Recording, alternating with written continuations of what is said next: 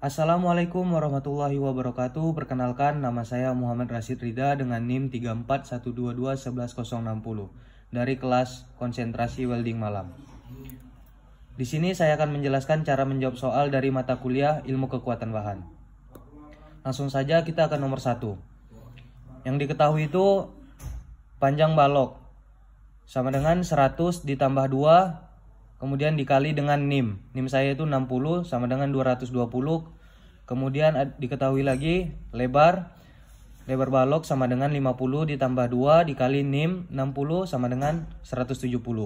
Kemudian tinggi 180 ditambah NIM 60 sama dengan 240. Kemudian beban dari soal 200 ditambah 3 kemudian dikalikan dengan NIM 60 sama dengan 380 kN atau kilonewton. Diubah menjadi newton dikalikan dengan 1000. Hasilnya jadi 380.000 newton. Kemudian kita lanjut untuk mencari luas area. A sama dengan panjang kali lebar sama dengan 220 dikali 170 sama dengan 37.400. Lanjut kita mencari tegangan. Tegangan sama dengan F per A sama dengan 380.000 dari beban yang ini kemudian dibagi dengan luas area 37.400 sama dengan 1000,016 Newton meter persegi milimeter persegi. Kemudian kita lanjut ke regangan. Regangan sama dengan delta L per LO atau lebar. Oke, kita lanjut ke regangan. Regangan sama dengan delta L per L0. Delta L itu adalah pertambahan panjang. L0 adalah lebar mula-mula. Delta L-nya sama dengan 2,53 mm dari soal dibagi lebar mula-mula itu 170 sama dengan 0,014 mm. Kemudian lanjut ke modulus. Modulus itu rumusnya tegangan per regangan sama dengan 1016 per 0,014 hasilnya 72,571 Newton per milimeter persegi. Kemudian kita lanjut ke soal nomor 2. Diameter tabungnya 13 mm. Kemudian panjang mula-mulanya itu 1,25 meter. Kemudian pertambahan panjangnya 0,28 meter. Kemudian ditarik dengan gaya dari soal 150 ditambah 90 kemudian dikalikan dengan NIM. Hasilnya adalah 5.550 kilonewton. Kemudian lanjut mencari luas area. A sama dengan pi kali R kuadrat sama dengan 3,14 dikali 6,5 kuadrat sama dengan 132,665. Kemudian mencari tegangan sama dengan F per A sama dengan 5.550.000 dibagi 132,665. Hasilnya adalah 41.834 Newton per milimeter persegi.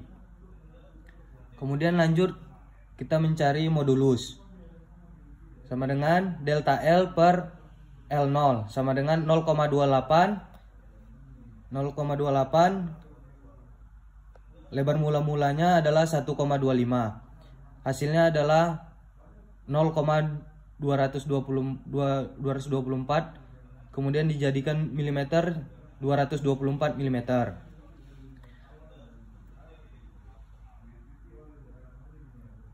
Kemudian kita mencari modulus, itu rumusnya tegangan per regangan.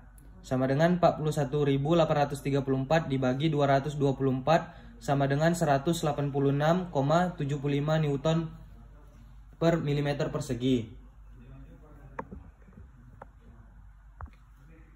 Kemudian kita lanjut ke soal nomor 3. Gaya tarik sama dengan 7 dikurang 0,05 dikalikan dengan NIM 60 sama dengan 4 ton. Kemudian dirubah menjadi kilogram, itu dikalikan 1000 menjadi 4000 kilogram. 4000 dikali 10 meter per sekon kuadrat sama dengan 40.000 Newton.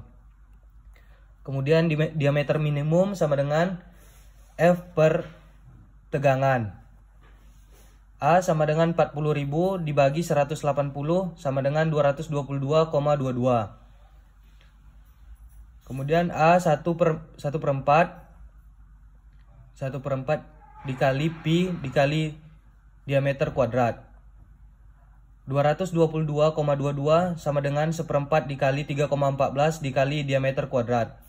222,22 sama dengan 0,785 dikali diameter kuadrat.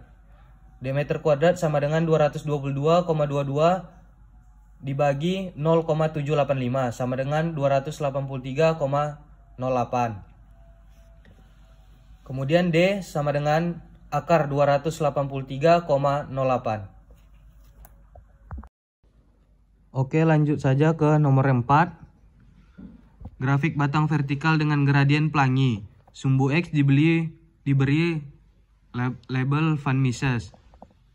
N per milimeter kuadrat atau MPa.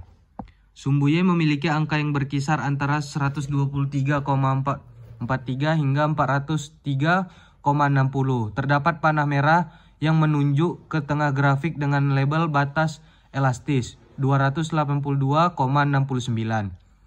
Simulasi pembebanan Van Mises adalah metode untuk mengukur tegangan pada suatu benda ketika diberi beban.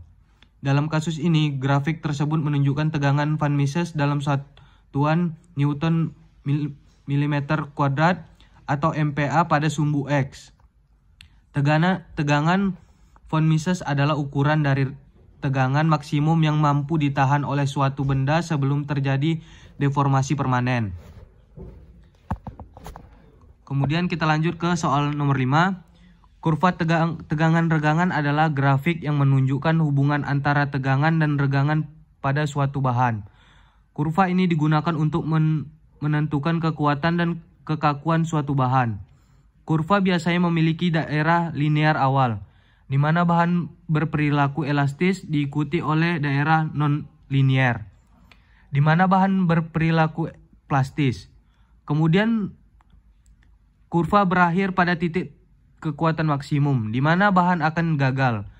Pada kurva tegangan regangan, sumbu X menunjukkan regangan dan sumbu Y menunjukkan tegangan.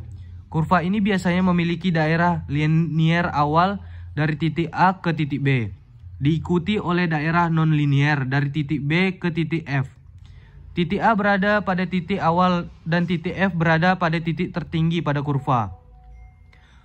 Kurva tegangan regangan dapat digunakan untuk mengetahui batas elastis dari pembebanan komponen mesin.